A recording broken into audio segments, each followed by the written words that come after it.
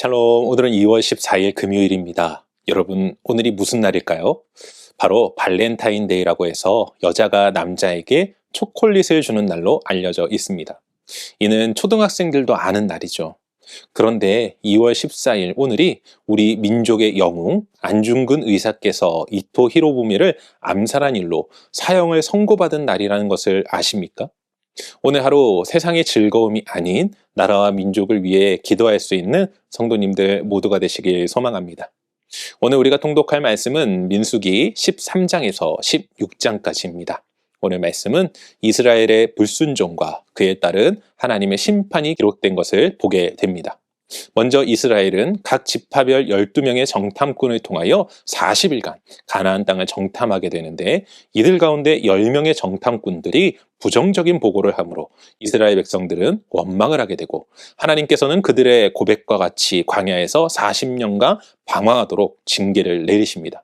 그리고 하나님은 앞으로는 이스라엘 백성들이 하나님의 말씀을 듣는 백성이 되기를 원하시는 마음에 가나안 땅에 들어간 후 지켜야 할 규례 몇 가지를 가르쳐 주시죠.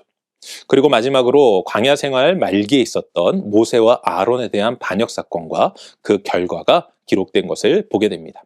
오늘은 이러한 말씀 가운데 민수기 14장 8절 말씀을 묵상해 보도록 하겠습니다. 민수기 14장 8절 함께 읽겠습니다. 여호와께서 우리를 기뻐하시면 우리를 그 땅으로 인도하여 들이시고 그 땅을 우리에게 주시리라. 이는 과연 적과 꿀이 흐르는 땅이니라. 아멘. 제가 자주 보는 TV 프로그램 중 하나는 걸어서 세계 속으로와 같은 각 나라를 소개하는 프로그램입니다. 그 프로그램을 보다 보면 각 패널이 나와서 서로의 생각들을 이야기하는 것을 보게 되죠. 그런데 그 이야기를 듣다 보면 제가 생각하지도 않은 것들을 이야기하는 패널들을 보곤 합니다. 쉬운 예로 수백 년간 이어진 도시를 소개할 때 저는 어떻게 긴 세월 동안 그 모습을 그대로 지키고 유지할 수 있었을까를 생각한다면, 방송의 패널은 어떻게 수백 년도 전에 저런 건물을 짓고 도시를 형성했을까에 대해 놀라워합니다. 같은 것을 보았지만 바라보는 사람이 어떤 관점과 입장 그리고 생각을 가지냐에 따라 서로의 의견과 뜻이 달라지는 것을 보게 되죠. 그런데 이러한 모습이 바로 오늘 성경 속에서 나오는 것을 보게 됩니다. 그들은 바로 12 정탐꾼입니다.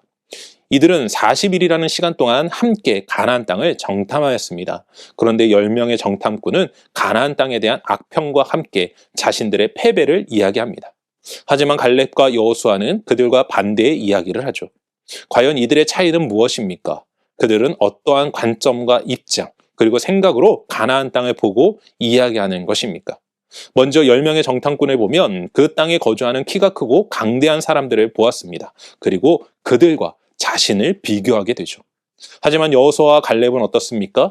똑같은 것을 보았지만 그들은 여호와께서 우리를 기뻐하시면 이라고 하면서 하나님과 그들을 비교하는 것을 보게 됩니다.